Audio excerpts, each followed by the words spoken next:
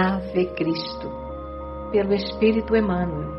Psicografia Francisco Cândido Xavier. Primeira parte.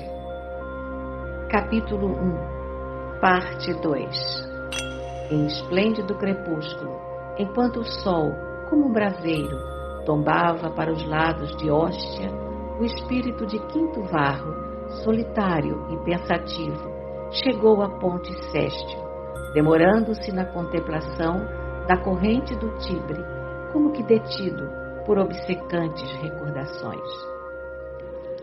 Brisas suaves deslizavam cantando, qual se fossem ecos isolados de melodias ocultas no céu escampo. Roma engalanara-se para recelebrar as vitórias do Sétio Severo sobre os seus terríveis competidores. Pessênio Níger, depois de tríplice derrota, fora acolhido pelas forças imperiais e decapitado às margens do Eufrates, e Albino, o escolhido das legiões da Bretanha, seria vencido nas Gálias, matando-se em desespero. Diversos dias de festa comemoravam a glória brilhante do imperador africano, mas, por solicitação dos augustais, o término das solenidades estava marcado para a noite próxima, no grande anfiteatro, com todas as pompas do triunfo. Mostrando fisionomia expectante e entristecida, Varro atravessou o pequeno território da ilha do Tibre e, ganhando o Templo da Fortuna, observou a multidão dos grupos esparsos de povo a se adensarem na praça em direção ao soberbo edifício. As liteiras de altos dignatários da corte, cercadas de escravos, dispersavam pequenas assembleias de cantores e dançarinos. Bigas faustosas e carros adornados varavam por entre a turba, conduzindo tribunos jovens e damas patrícias de famílias tradicionais. Marinheiros e soldados querelavam com vendedores de refrigerantes e frutas, enquanto a onda popular crescia sempre. Gladiadores de corpo descomunal chegavam sorridentes, cortejados por jogadores inveterados da arena. E enquanto os sons de alaúdes e atabalés se misturavam ao distante rugido das feras enjauladas para o soberbo espetáculo, a glória de Severo e o suplício dos cristãos eram os temas preferidos de todas as palestras. O viandante espiritual fitava não só a multidão ávida de prazeres, mas também as falanges bulhentas de entidades ignorantes ou perversas que dominavam nas sombrias comemorações. Varro tentou adiantar-se, revelando estar à procura de alguém, mas a pesada atmosfera reinante obrigou-o a recuar. Contornou o famoso anfiteatro, palmilhou as vielas que se estreitavam entre o Célio e o Palatino, atravessou a porta Capena e atingiu o campo, dirigindo-se para os sepulcros da Via Ápia. A noite clara descera sobre o casario romano. Milhares de vozes entoavam cânticos de júbilo, a prateada claridade do luar em plenilúnio. Eram cristãos desencarnados, preparando-se para receber os companheiros de seu sacrifício. Os mártires supostamente mortos iam saudar os mártires que nessa noite iam morrer. Quinto Varro uniu-se ao extenso grupo e orou fervorosamente, suplicando ao alto forças para a difícil empresa a que pretendia consagrar-se. Preces e comentários santificantes foram ouvidos. Depois de algumas horas, a enorme assembleia espiritual deslocou-se no rumo do anfiteatro. Hinos de alegria elevaram-se às alturas. Não somente os mensageiros da Via Ápia alcançavam o anfiteatro em harmoniosas orações. Enviados do Monte Vaticano e trabalhadores espirituais dos grupos de pregação evangélica do Esquilino, da Via Nomentana e da Via Salária, incluindo representantes de outras regiões romanas, penetravam o tumultuário recinto como exércitos de luz. Introduzidos na arena para os derradeiros sacrifícios, os seguidores de Jesus igualmente cantavam. Aqui e ali, vísceras de feras mortas, de mistura com os corpos horrivelmente mutilados de gladiadores e bestiários vencidos, eram retirados à pressa por guardas de serviço. Alguns discípulos do Evangelho, notadamente os mais idosos, atados em postes de martírio, recebiam setas envenenadas, incendiando-se-lhes depois os corpos, a fim de servirem como tochas na festiva exibição, enquanto outros, de mãos postas, se entregavam, inermes, aos golpes de panteras e de leões da Numídia.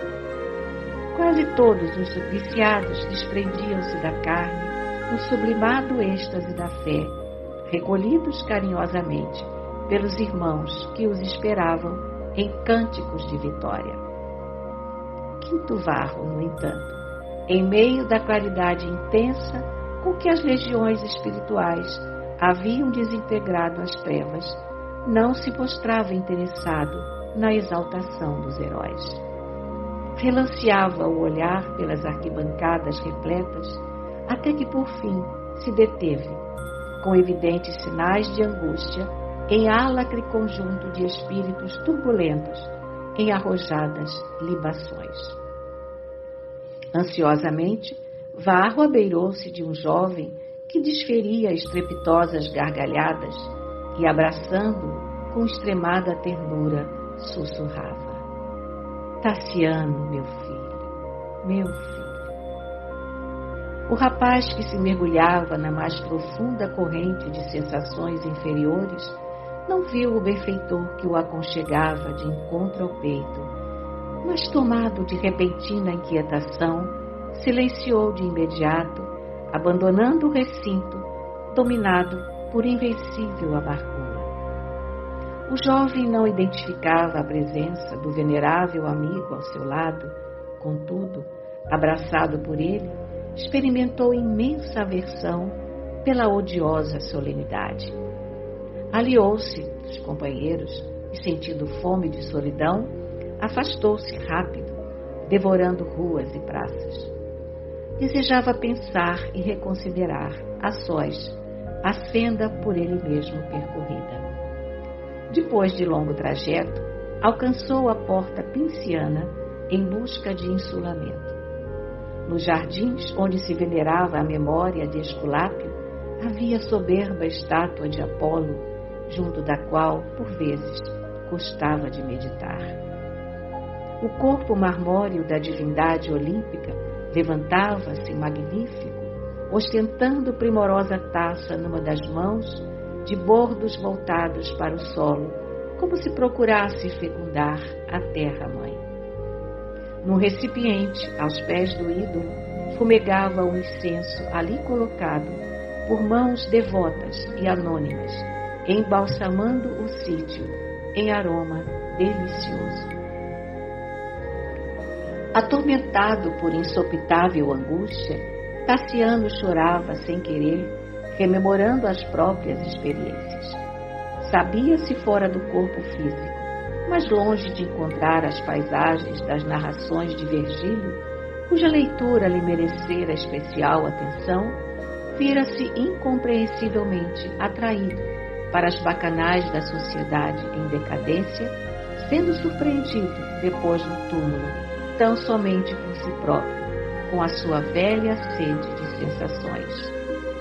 Delirara em banquetes e jogos, sorvera o prazer em todas as taças ao seu alcance, mas rendia-se ao tédio e ao arrependimento. Em que se resumia a vida? Perguntava a si mesmo, em solilóquio doloroso. Onde se domiciliavam os deuses de sua antiga fé? Valeria a procura da felicidade na temporária satisfação dos sentidos humanos, depois da qual havia sempre larga dose de fel. Como localizar as antigas afeições no misterioso país da morte? Por que razões vagueava preso ao reino doméstico, sem equilíbrio e sem rumo? Não seria mais justo, se possível, adquirir novo corpo e respirar entre os homens comuns? Suspirava por mais íntimo contato com o plano da carne, em cuja penetração poderia esquecer a si mesmo. Oh, se pudesse olvidar os enigmas torturantes da existência, aconchegando-se à matéria para dormir e refazer-se. Meditava. Conhecia amigos que, depois de longas súplicas ao céu, haviam desaparecido na direção do renascimento. Não ignorava que o espírito imortal pode usar vários corpos entre os homens. Entretanto, não se sentia com a força precisa para dominar-se e oferecer às divindades uma prece fundamentada no verdadeiro equilíbrio moral. Naquele instante, porém, sentia-se mais angustiado que de outras vezes. Saudade imensa e indefinível pungia-lhe o coração. Depois de chorar em silêncio, fixou o semblante impassível da estátua e suplicou: Grande Hélios, Deus de meus avós, compadece-te de mim. Renova meu sentimento na pureza e na energia que encarnas para a nossa raça. Se possível, faze-me esquecer o que fui. Ampara-me e concede-me a graça de viver de conformidade com o exemplo dos meus antepassados. Com as inexprimíveis reminiscências do seu antigo lar, Tassiano, inclinado para o solo, lamentava-se amarguradamente. Mas, quando enxugou as lágrimas que lhe obscureciam a visão e tornou a fitar a imagem do Deus, não mais viu o ídolo primoroso, e sim o espírito de quinto varro, nimbado de intensa luz, a olhá-lo com enternecimento e tristeza. O jovem quis recuar, transido de assombro, mas indefiníveis emoções subjugavam-lhe agora todo o ser. Como que dobrado por forças misteriosas, ajoelhou-se ante a visita inesperada. Desejou falar, mas não conseguiu, assinalando estranha constrição nas cordas vocais. Pranto mais intenso jorrava-lhe dos olhos. Identificou a personalidade do genitor e, esmagado por inexprimível emoção, notou que Varro caminhava para ele, de afetuoso olhar, encimando triste sorriso. A entidade amorosa afagou-lhe a cabeça, atormentada, e falou: Tassiano, meu filho, que o Supremo Senhor nos abençoe a senda de redenção. Deixa que as lágrimas te lavem todos os escaninhos da alma. Milagrosa lexívia, o pranto purifica nossas chagas de vaidade e ilusão. Não te julgues relegado ao abandono. Ainda mesmo quando as nossas preces se expandam ardentes perante os ídolos sem alma, o coração augusto do Senhor as recolhe na misteriosa concha do seu amor infinito, apressando o socorro às nossas necessidades. Tem calma e confiança, filho meu. Voltaremos à experiência da carne para resgatar e reaprender. Nesse instante, Tassiano, magnetizado pelo olhar paterno, tentou erguer-se para abraçá-lo ou rojar-se até o chão, a fim de oscular-lhe os pés. No entanto, como se estivesse imobilizado por laços invisíveis, não conseguiu articular qualquer movimento. Ouve-me, prosseguiu Varro compadecidamente. Pedes o retorno à liça terrestre, entediado de ti mesmo, e receberás semelhante concessão. Estaremos novamente reunidos na cela corpórea do mundo físico, abençoada escola de nossa regeneração para a vida eterna. Todavia, não mais na exaltação do orgulho e do poder.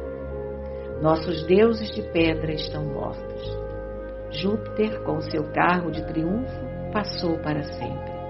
Em lugar dele, surge o mestre da cruz, o escultor divino da perfeição espiritual imperecível, que nos toma por tutelados felizes do seu coração.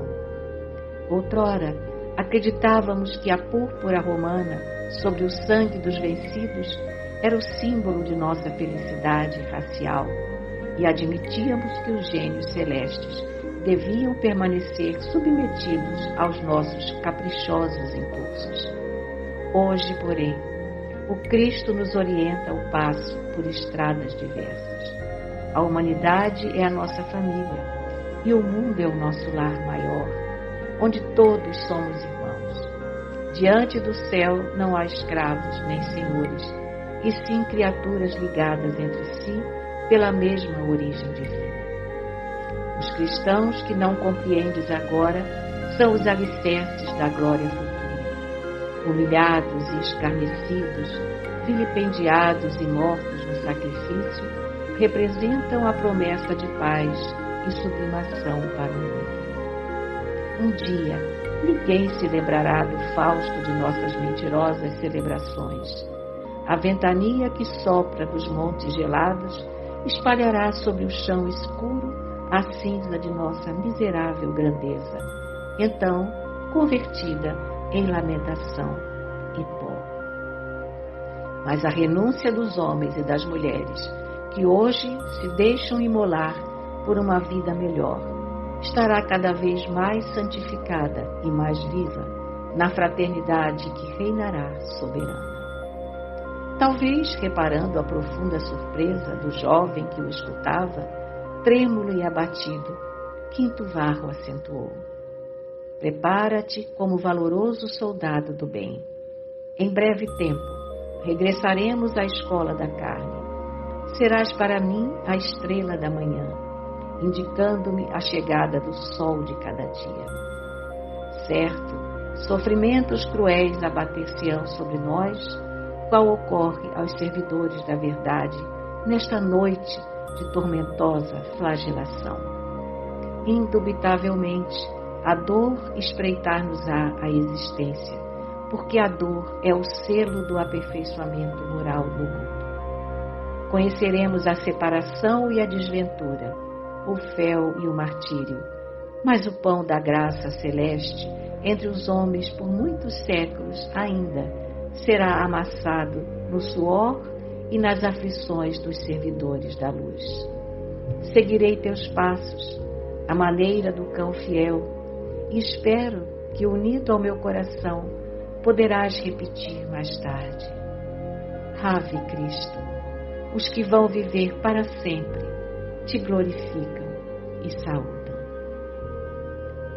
O mensageiro fez longa pausa, enquanto aves noturnas piavam doloridamente no arvoredo mergulhado nas sombras.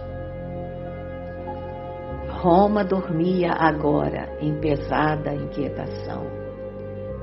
Quinto Varro inclinou-se carinhosamente, apertou o filho de encontro ao peito e beijou-lhe a fronte.